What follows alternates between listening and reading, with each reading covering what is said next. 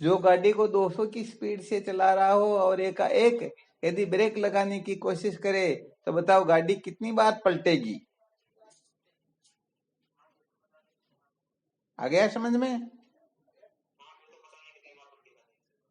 तो यहाँ पर भी क्या होता है, ये अनादिकाल का जो अविद्या का बंधन है, ये कहने का मतलब केवल और केवल मात्र उत्तम जिज्ञासु जो होता है उनके हृदय से ही ये चिंजड़ ग्रंथि का भेदन या विद्या अंधकार की सम्यक प्रकाशीय निवृत्ति हुआ करती है। तो वास्तव में देखा जाए तो न कर्मणा न प्रजया न धन त्यागे न के अमृतत्व मानसु, इस श्रुति के अनुसार कर्म धन भोग इनका त्याग करने से ही ये जीव कृतार्थ होता है, विद्या के बंधन से मुक्त होता है, परंतु एकाएक इनका त्याग हो नहीं सकता। तो हमें क्या करना होगा?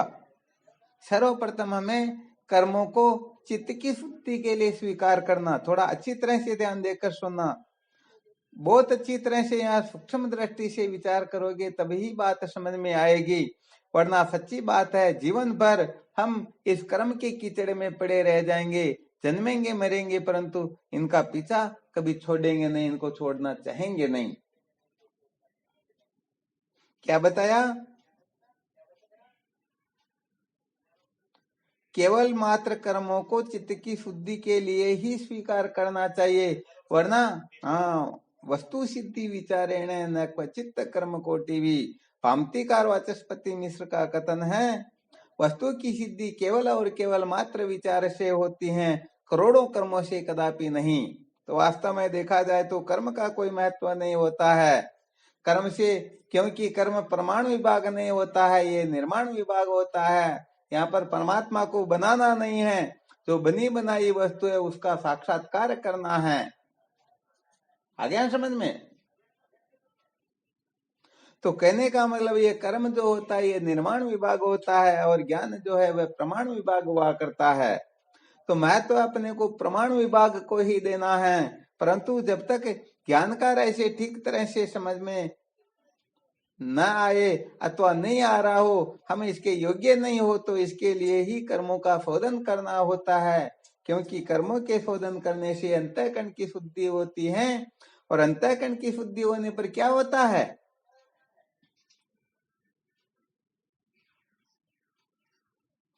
हो ये बुद्धि जब परम सयानी, हित अनहित चितवे तब प्राणी। अर्थात हमारी बुद्धि जब रजोगुण तमोगुण से विनिर्मुक्त हो जाएगी, स्थूल बुद्धि जब सूक्ष्म बुद्धि में परिवर्तित हो जाएगी, क्योंकि आत्म तत्व जो है अणुर्ण्यान तो मैयाना, ये अणु से भी अणु है और महान से भी महान है।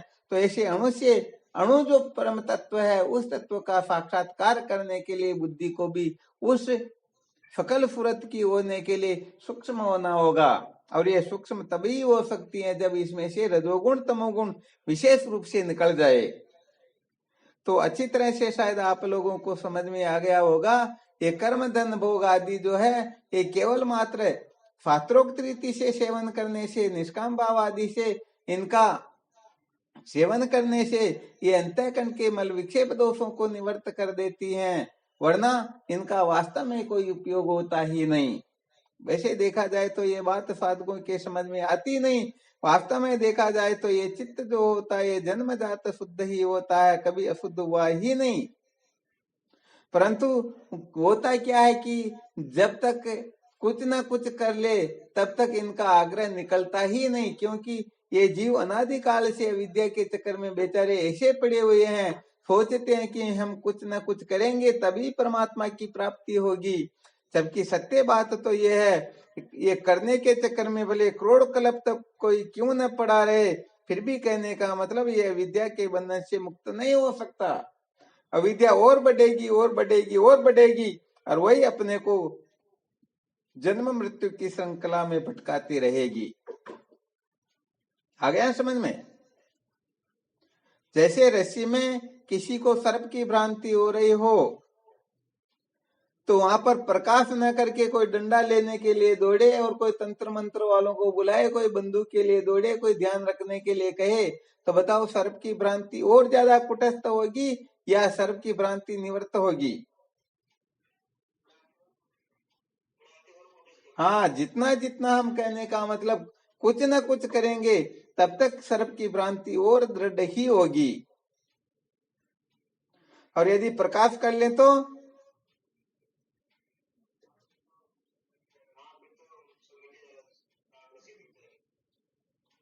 बहुत अच्छी बात है। तो फिर कहने का मतलब वहां सर्प की जो भ्रांति है वो निवृत्त हो जाएगी। तो अच्छी तरह से इस बात को समझ लेना। वैसे देखा जाए तो थोड़ा ऊंचा सूत्र ज्यादा हो जाता है और साधक सहित कर यहाँ थोड़े भटक भी सकते हैं, इसलिए वो सुनाते नहीं है, परंतु कभी कभी उत्तम साधकों को देख करके सुना भी देते हैं। कहते हैं ना, रेणी करणी रो रही रंडी, जब तप योग समाधि खंडी, रणचा राम पकड़ अखंडी, सब खटपट कुटिया खटकाए मस्त पकड़ का लटका। तो लोग क्या ये रेणी करणी में बंधे रहते कि हमारी ऐसी रहनी होनी चाहिए, ऐसी होनी चाहिए, ऐसी होनी चाहिए। वो बेचारे अनादिकाल से भटकते आ रहे हैं और इस कचरे में पड़े रह करके आत्म तत्व के बिना साक्षात्कार के ही इस संसार से चले जाते हैं।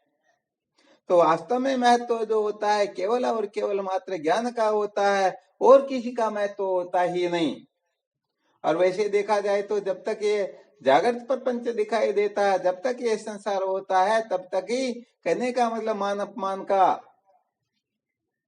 सारा चक्र तभी तक होता है ना। ये लोग क्या कहेंगे कब तक होता, जब तक जागृत अवस्था होती तब तक है या बाद में भी है? अरे भाई सच्ची बात तो ये जो जागृत प्रपंच अपने को दिखाई दे रहा है, ये सामने जो संसार दिखाई दे रहा, सच्ची बात तो ये संसार नाम की कोई वस्तु होती ही नहीं। या तो स्वप्न अवस्था सत्य हो सकती है या फिर परमात्मा सत्य हो सकते हैं। ये दो के सिवाय तीसरी वस्तु का तो कोई गड़बड़ घोटाला शास्त्रों में कहीं है ही नहीं। ये तो मूर्खों को समझाने के लिए, बेवकूफों को आश्वासन देने के लिए जागृत अवस्था की कल्पना की गई है, इस व्यवहारिक सत्ता की कल्पना की गई है। परंतु लोग व्यवहारिक सत्ता में इतने उलझ जाते हैं, इनको इतना महत्व देते हैं, इनके पीछे इतना पागल हो जाते हैं कि अपनी असली आत्म सत्ता को खो देते हैं, परमार्थ के साक्षात्कार से वंचित रह जाते हैं। कब?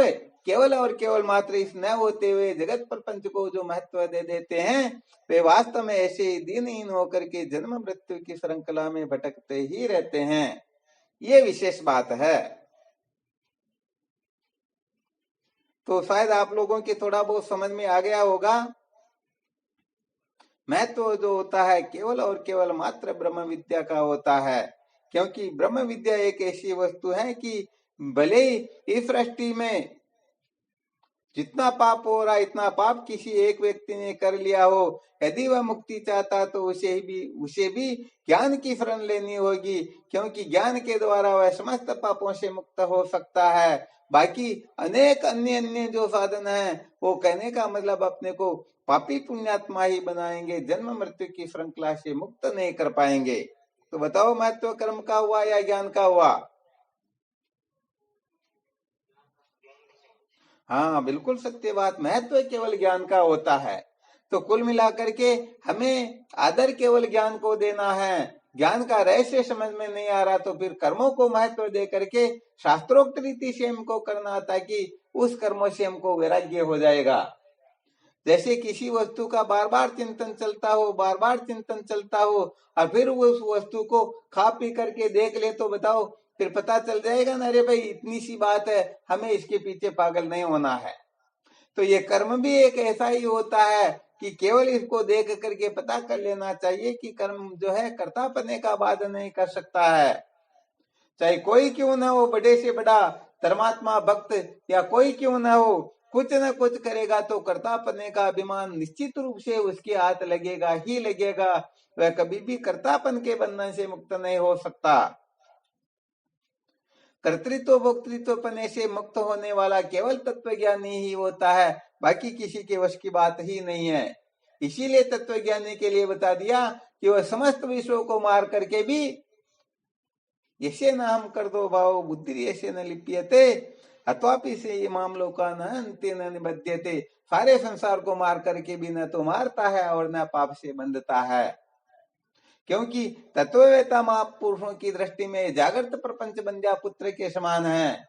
शायद आपको पहले सुनाया होगा, एक महात्मा कहा करते थे, हमने बहुतों को मारा। क्या कहते थे? हमने बहुतों को मारा। किसी जगह किसी साधक ने पूछ लिया, महाराज जी आपने बहुतों को मारा तो क्या आपको जेल नहीं हुई, फांसी की सजा नहीं हुई, आपको क्या नरक में नहीं जाना पड़ेगा? कहा न तो हमको नरक में जाना पड़ेगा, न जेल होगी, न मृत्यु की सजा मिलेगी। क्यों, क्या बात है, आप कोई सातवें आसमान से टपके हुए हो या क्या चक्कर है? वो महात्मा कहते थे, अरे हमने तो बंध्या पुत्रों को मारा। किनको मारा? तो बंध्या पुत्रों को मारने से किसी को जेल होती क्या? अरे बंध्या का बेटा होता ही नहीं, तुम मरेगा कैसे? तो वास्तव में ठीक ठीक रहस्य समझ लेना चाहिए। कर्मों का शोधन तात्पर्य यही होता है कि कर्म का जितना प्रयोजन है उससे अधिक कर्म को महत्व न दे। यदि उससे अधिक महत्व देंगे तो सच्ची बात है उनकी वो जिज्ञासा नष्ट हो जाएगी, उनकी जिज्ञासा का लोप हो जाएगा। वो बेचारा इस कर्म के कीचड़ में पड़ करके रात दिन यही सोचेगा कि कहीं मेरे से बुरा न हो जाए, कहीं मैं सदा अच्छा ही करता रहूं। अरे अच्छा और बुरा जब तक ज्ञान होता है तब तक ही अच्छा बुरा होता है। पापी पुण्यात्मा, सुखी दुखी, परिचिनपना, लाभ हानि, जय पराजय, मान अपमान, ये सब ये सारा का सारा स्वप्न अवस्था होती तब तक ही होती है। जब स्वप्न से नींद उठ जाती है तब न कोई पापी होता है न कोई पुण्यात्मा होता है। होता है क्या? अरे सपने में ही लगता है कि ये पापी है, ये पुण्यात्मा है, ये अपना है, ये पराया है, ये मेरी पत्नी, में इसका पति हूँ, ये मेरे दोस्त है, ये मेरे दुश्मन है। अरे स्वप्न अवस्था होती तब तक ऐसा भान होता है, और जब स्वप्न अवस्था से हम जागृत में आ जाते हैं तो कहने का मतलब न कोई पापी, न कोई पुण्यात्मा, न कोई अपना, न कोई पराया। वास्तव में देखा जाए तो स्वप्न संसार जो कुछ भी दिखाई दे रहा वास्तव में उनका अत्यंत अभाव था। वो तो केवल मात्र ऐसे ही न होते हुए भी प्रतीत हो रहा था। आ गया समझ में? हाँ, तो वास्तव में वेदांत के रहस्य को जो साधक ठीक प्रकार से समझना चाहता है उसे कर्म के ग्रहण त्याग में इतना आग्रह नहीं करना चाहिए। जैसा हो रहा वो ठीक है, इनको कैसे क्या करना, इस रहस्य को थोड़ा समझ करके वहां ज्यादा नहीं टिकना, अपने को ब्रह्म विचार अधिक करना, क्योंकि बिना ब्रह्म विचार के किसी का कल्याण होता ही नहीं, ये सिद्धांत है।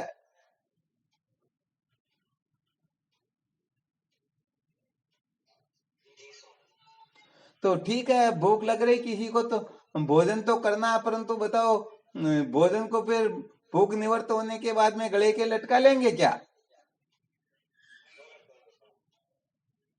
हाँ चलो ठीक, किसी को भूख की खुजली चल रही हो, किसी को प्यास की चल रही हो तो उस खुजली को मिटा लेना चाहिए। परंतु यदि खुजली मिटाते हुए वो खुजलाते रहेंगे तो फिर वहां बड़ी भारी बीमारी हो जाएगी या नहीं होगी? हाँ, तो सच्ची बात तो ये पहली बात तो इस चक्कर में पड़ना ही नहीं चाहिए। और यदि भूख प्यास के बिना रह नहीं सकते, खुजलाए बिना नहीं रह सकते हैं, तो खुजली मिटने के बाद में उनका त्याग करके फिर भगवत प्राप्ति की ओर अपने को प्रवृत्त हो जाना चाहिए। ये सारा का सारा संसार इसी प्रकार का होता है। सच कहा जाए तो न तो ये ग्रहण करने योग्य होता है न त्यागने योग्य होता है। अरे ग्रहण करे तो क्या करे, वास्तव में है ही नहीं, और त्याग करे तो किसका त्याग करे, संसार कदाचित तो होता ही नहीं। तो कुल मिलाकर के ग्रहण त्याग का ये सारा का सारा जो पसारा है केवल मात्र इतने के लिए ही है कि अंतःकरण को शुद्ध कर ले, अंतःकरण के मल विक्षेप दोष से हम मुक्त हो जाए। इसी के लिए कर्मों का ग्रहण करना होता है। जैसे भूख लगती है तो भोजन को ग्रहण करते हैं, भूख निवृत्त हो जाती है तो भोजन का त्याग कर देते हैं। तो ऐसे ही इन कर्मों का हमें आश्रय लेना है, ग्रहण करना है। किसके लिए? चित्त शुद्धि के लिए। और चित्त शुद्धि हो गई तो उसी समय इन कर्मों का त्याग करके, हाँ श्रुति माता का कथन है, हमारे शास्त्रों का तो ऐसा संकेत है, जिज्ञासायाम संप्रवृत्तो नाद्रियत कर्म चोदनाम, अर्थात जिज्ञासा में प्रवृत्त होने के पश्चात कर्म विधि का आदर न करे। यदि कर्म विधि के चक्कर में पड़ा रहेगा, मुझे ऐसा करना है ऐसा नहीं करना है, तो कहने का मतलब है उसी जगह अटका रहेगा, आगे तो कभी बढ़ पाएगा ही नहीं।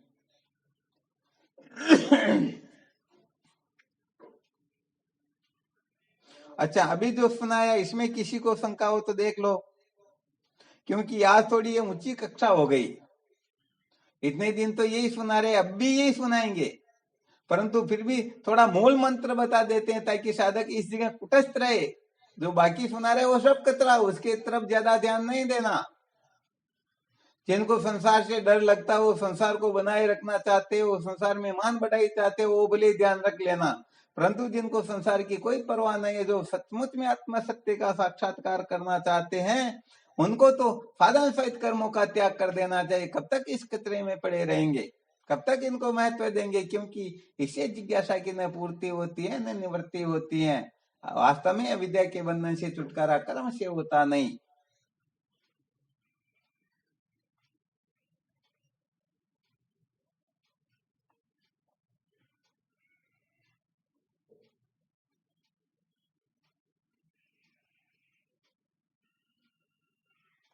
तो यहाँ पर गड़बड़ घोटाला साधकों के जीवन में इस प्रकार से हो जाता है कि एक तो होता है कर्म और एक होता है ज्ञान। तो लोग साधक क्या करते हैं, कुछ साधक लोग कर्म को महत्व देकर के ज्ञान का त्याग कर देते हैं, जबकि सिद्धांत ये है कि ज्ञान की प्राप्ति के लिए ही कर्मों की आवश्यकता है। यदि ज्ञान की प्राप्ति में कर्म रोड़ा अटका रहा हो तो ऐसे कर्म को ठोकर लगा देनी चाहिए।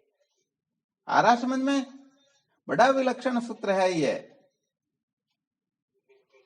अरे जो कर्म कहने का मतलब भगवत प्राप्ति में बाधा डालता हो, जिज्ञासा की पूर्ति में बाधा डालता हो, कहने का मतलब वेदांत विचार में यदि प्रतिबंध बनता हो तो ऐसा कर्म आदरणीय होगा क्या?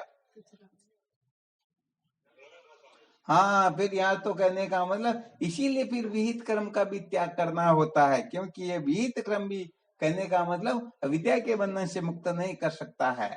हाँ, ये अवश्य है कि विहित कर्म का विधि पूर्वक सेवन करें तो चित्त शुद्ध हो जाता है, परंतु इनका भी सेवन तब ही करना जब ब्रह्म विद्या की ओर प्रवृत्ति नहीं हुई हो, तत्व जिज्ञासा जागृत नहीं हुई हो, तभी कर्म विधि को आदर दे। और जिज्ञासा जागृत हो गई तो फिर कर्म विधि का भी त्याग कर दे, मुझे इनकी कोई जरूरत नहीं है। तो कर्म महत्वपूर्ण नहीं, ज्ञान महत्वपूर्ण है। ब्रह्म विद्या की प्राप्ति के लिए एक कर्म तो क्या, अनंत कोटि कर्मों को भी हम ठोकर लगा दें तो भी समझो पाप नहीं बल्कि पुण्य हुआ। और कर्मों के चक्कर में पड़ करके कोई ब्रह्म विद्या की अवहेलना कर देता है तो उसके जैसा नीच नराधम पापी संसार में कोई है ही नहीं। आ गया समझ में? हाँ, बहुत बहुत अच्छी बात है। ये ठीक तरह से समझ में आना चाहिए, कहने का मतलब।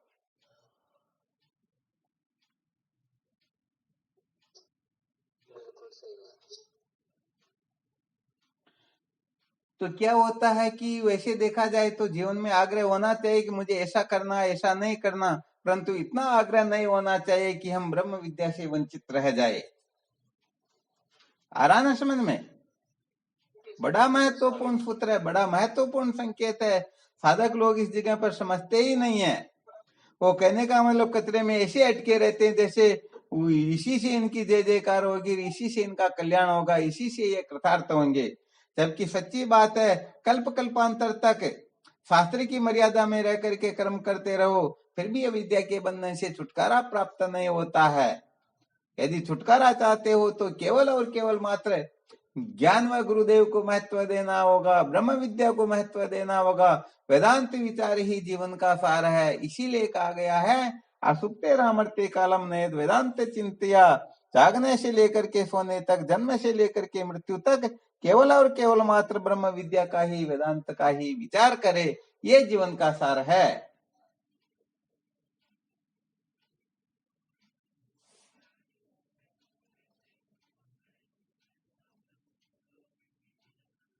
किसी को कोई शंका हो तो देखो।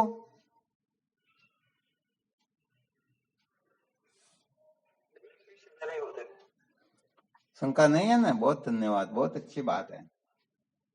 प्रणाम गुरुदेव, आपके श्री चरणों। हाँ, शिवोहम। ये जो आपने अभी बताया कर्मों का त्याग साधन सहित, तो फिर ये साधन सहित साधक कैसे करे?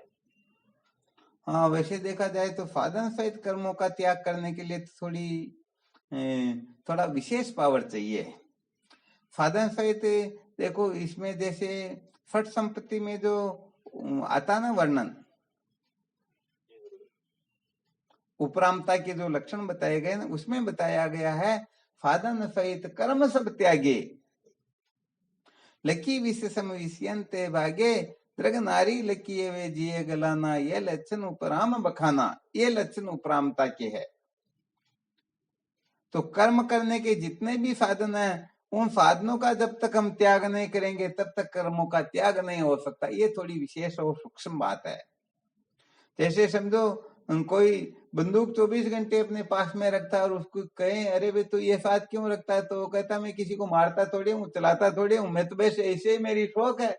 अरे भाई शौक तो है, परंतु जिसमें कोई गुस्सा आ गया, कोई लड़ाई झगड़ा हो गया, तो बताओ उसी समय काम कर लेगा या नहीं कर लेगा। तो ऐसे ही जब तक कर्मों का साधन सहित त्याग नहीं होता है तब तक सच्ची बात यह है कि वह बात नहीं होती है। कर्मों के साधन कौन कौन, किसी को पता है क्या?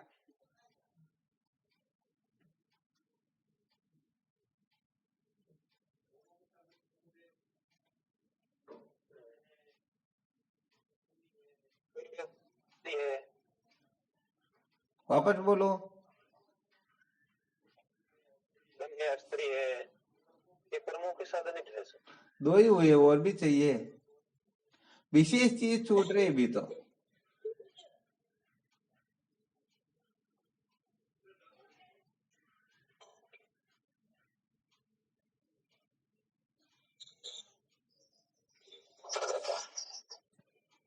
हाँ, एक और छूट रहा तो भी असली चीज।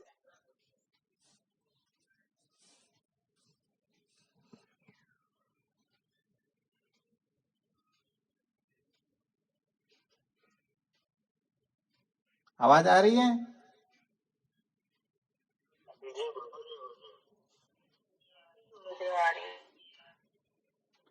अच्छा, असली कारण आपने नहीं बताया। असली वस्तु है वर्णाश्रमाभिमान, वर्ण और आश्रम का अभिमान, ये महत्वपूर्ण वस्तु। एक तो धन पुत्र स्त्री व देह में अभिमान, वर्ण आश्रम का जो अभिमान होता है, ये वर्ण आश्रम का अभिमान ही कर्मों की प्रवृत्ति का मुख्य हेतु हुआ करता है। चलो ठीक है, जब संपत्ति का वर्णन करेंगे तब और विशेष विस्तार से देखेंगे।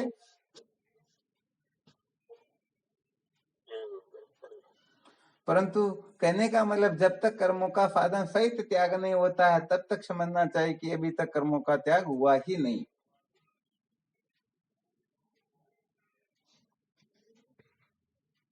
और साधन सहित कर्मों का त्याग वही कर पाएगा जो कर्म का उपयोग अच्छी तरह से कर लेता है। अर्थात कर्म का क्या उपयोग है? अंतःकरण के मल विक्षेप दोष से छुटकारा। तो जो मल विक्षेप दोष से मुक्त हो गए हैं, तो बताओ साधन सहित कर्मों के त्याग में उनको कोई दिक्कत आएगी क्या? अरे जो भोगी लोग होते हैं वही तो भोगों को त्यागने में डरते हैं। जो भोगी होते हैं ना, उनको त्याग में करने में कौन सी बड़ी बात है?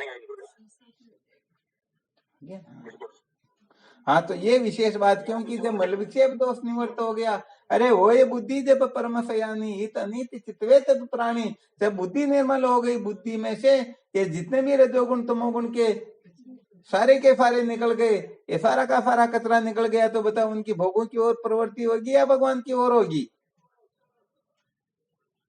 तो अंतःकरण की शुद्धि की यही पहचान होती है, जो संसार की ओर प्रवृत्त न होकर के भगवान की ओर प्रवृत्त हो जाता है। समझो चित्त शुद्ध हो गया।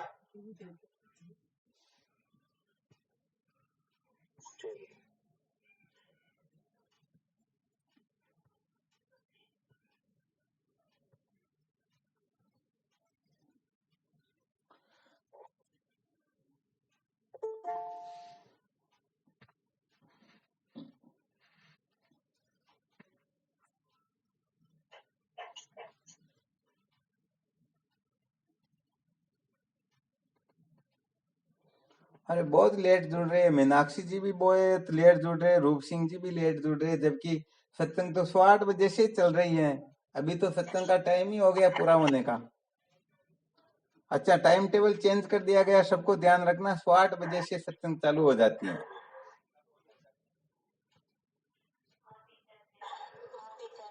हाँ कोई बात नहीं बेटे, ठीक, होने के कारण हम लेट जुड़ रहे हैं। कोई दिक्कत नहीं, फिर भी धन्यवाद, जुड़ तो गए कम से कम।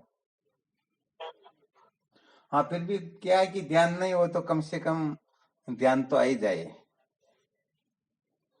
तो अभी सारा का सारा जो रहस्य बताया इसका केवल इतना ही फॉर्मूला है, इतना ही इनका सूक्ष्म रूप है कि केवल और केवल मात्र कर्मों को चित्त की शुद्धि के लिए ही स्वीकार किया गया है, मोक्ष के लिए नहीं, वस्तु की उपलब्धि के लिए नहीं। अतः कर्मों को केवल और केवल मात्र अंतःकरण की शुद्धि तक ही सीमित रखे। जिनके हृदय में आत्म तत्व को जानने की जिज्ञासा जागृत हो गई, समझो अब उनके लिए कर्मों का कोई महत्व नहीं है। और जिनके हृदय में तत्व की जिज्ञासा जागृत नहीं हुई, अभी उनको विधि पूर्वक कर्मों को करते हुए रजोगुण तमोगुण से मुक्त होकर के चित्त शुद्धि को उपलब्ध होना है और फिर वेदांत विचार की ओर प्रवृत्त होना है। अब वैसे देखा जाए तो लोग थोड़ा रहस्य समझते नहीं है। सचमुच में जिनको ब्रह्मवेता गुरुदेव की प्राप्ति हो गई तो भले उनका चित्त कितना भी भटका हुआ, कितना भी कैसा क्यों न हो, फिर भी चिंता नहीं करनी चाहिए, क्योंकि ऐसे महापुरुषों का सानिध्य प्राप्त हो गया तो समझो उनका अंतःकरण शुद्ध ही है।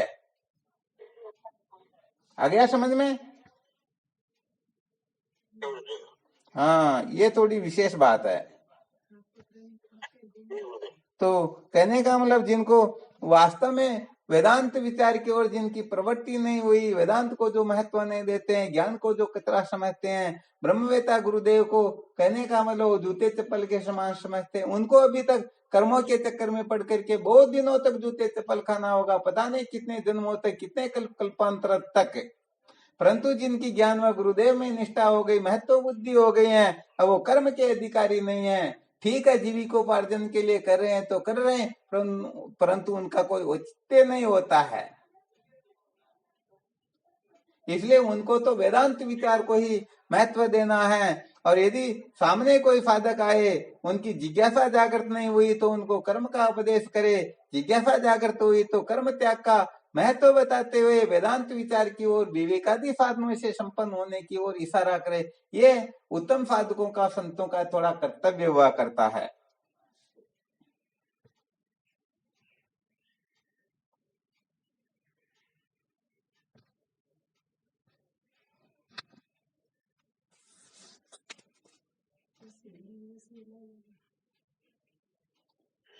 अच्छा आप कोई किसी को किसी भी प्रकार की शंका हो तो देख लो। और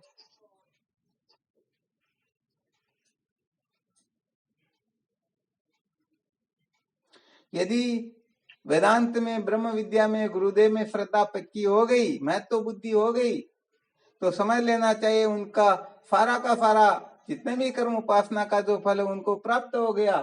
समझो उनका चित्त शुद्ध हो गया, कर्मों का जो प्रयोजन है उनको प्राप्त हो चुका। अब उनको इसके चक्कर में नहीं पड़ना, उनको वेदांत विचार करना है। और जिनकी ऐसी महत्व बुद्धि नहीं हुई है, उनको विधि पूर्वक कर्म करते हुए पहले इन कर्मों से विरक्त होना है, फिर ब्रह्म विचार करना है।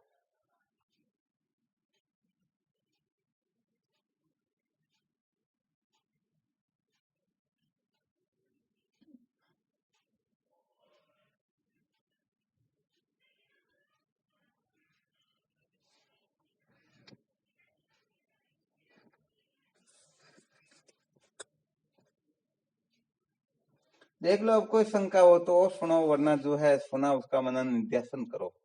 हो गया टाइम तो।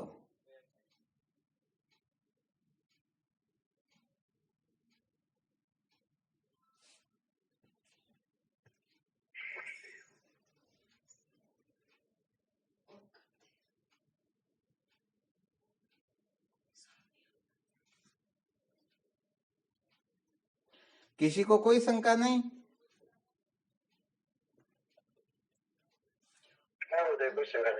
हाँ तो चलो बहुत अच्छी बात है। तो थोड़ी बहुत और चर्चा करते रहना। और क्या कर्म का उपयोग, किस प्रकार से इस कर्म का सदुपयोग किया जाता है।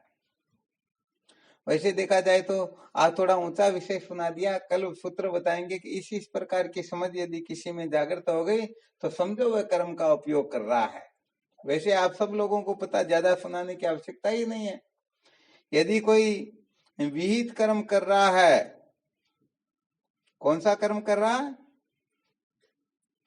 विहित विहित कर्म। कर्म। तो विहित कर्म उनका सफल तब होगा जब निश्चित रूप से निषिद्ध कर्म का पूर्ण रूप से त्याग हो जाए।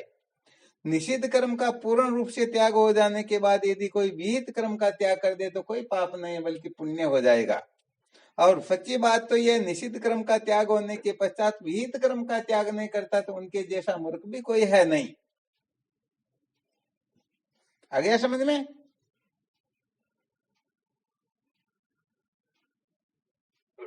जी स्वामी।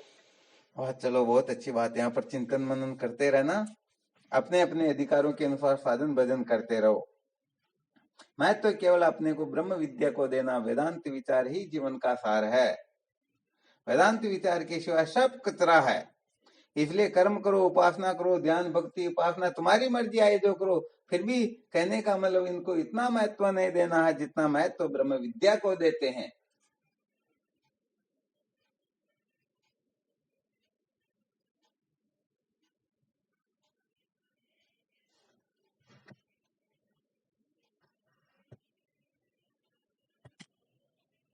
एक बार